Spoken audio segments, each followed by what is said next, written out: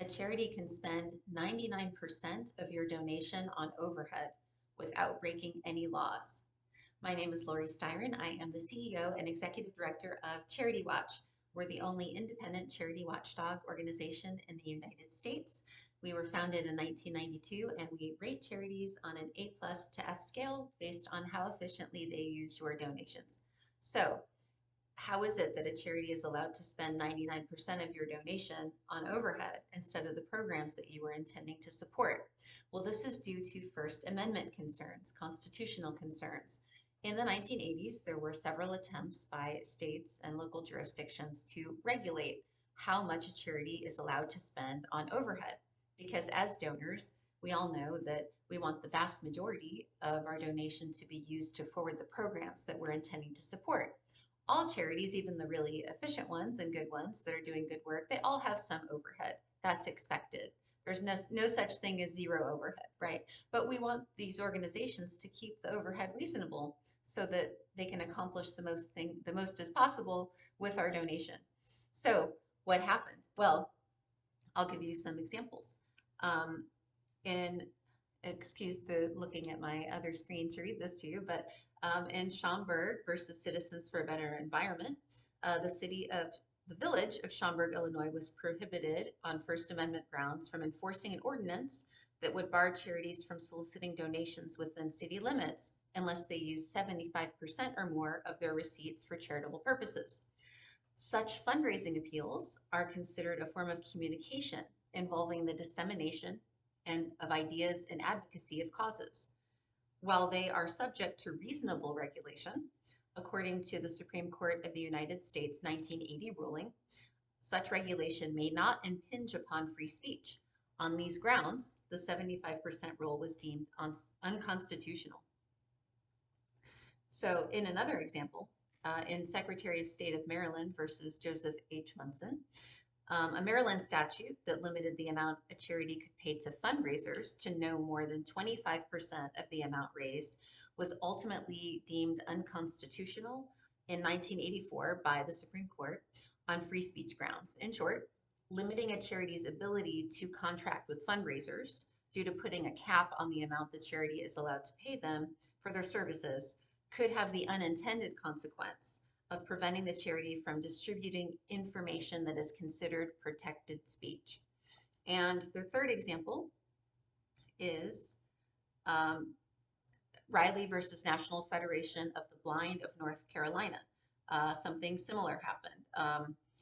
The North Carolina Charitable Solicitations Act of 1985 attempted to limit the percentage of donations a charity fundraiser could retain as payment for services, deeming up to 20% as reasonable, and amounts exceeding this amount as generally unreasonable, subject to certain conditions. It gets a little more complicated than that, but that's the basics. This effort was deemed unconstitutional by the Supreme Court in 1988 on First Amendment grounds, due to concerns that limiting a charity's ability to disseminate information, even when such information is intertwined with fundraising efforts, could have the effect of limiting speech. So, what is the takeaway? The takeaway here is that this is a highly nuanced issue.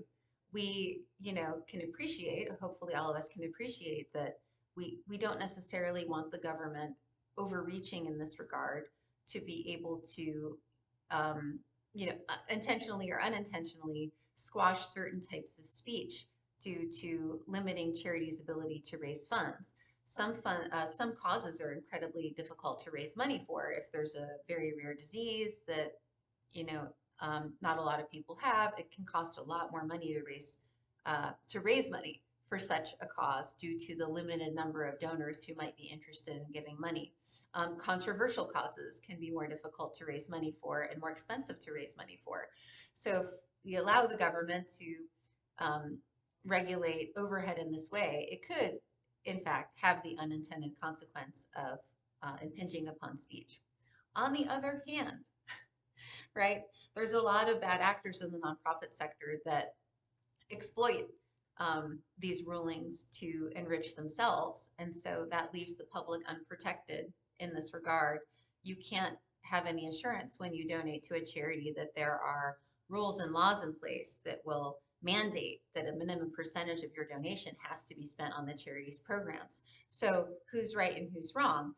I don't think it's a binary question. I think that it's a nuanced issue, and I can certainly see, and Charity Watch can certainly see both sides of it. But the takeaway from our perspective is that because these are the rulings and because this is what was decided, you have to understand as a donor that there aren't rules in place protecting you in this way.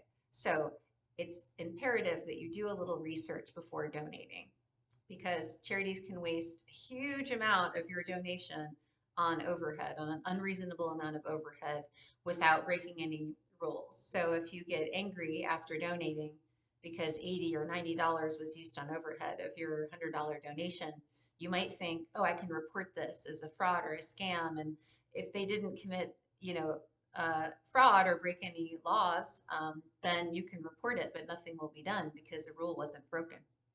So please come to charitywatch.org.